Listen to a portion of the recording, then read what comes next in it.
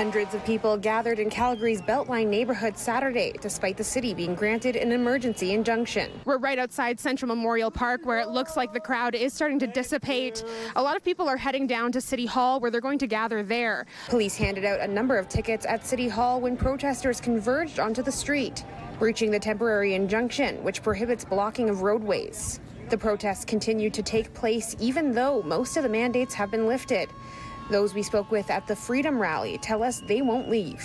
Yes, we know the mandates have been lifted, but they can be imposed again tomorrow, next week, next month, next year. What we want is in writing, almost, we'd like it in law, that this would never, ever happen again to the people.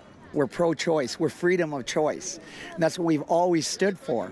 So, this is our side of it. We're here to stand up for the rights of Canadians. The ongoing protests have disrupted residents and businesses in the area. A counter-protester says the community just wants to get back to normal. It's been incredibly stressful. There's been a lot of harassment from the Freedom Convoy protesters.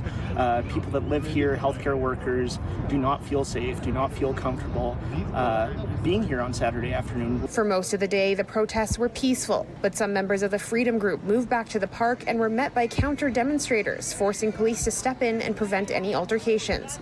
Police say 6 arrests were made, 1 for assaulting a police officer. In Calgary, Jasmine Vickaryous, City News.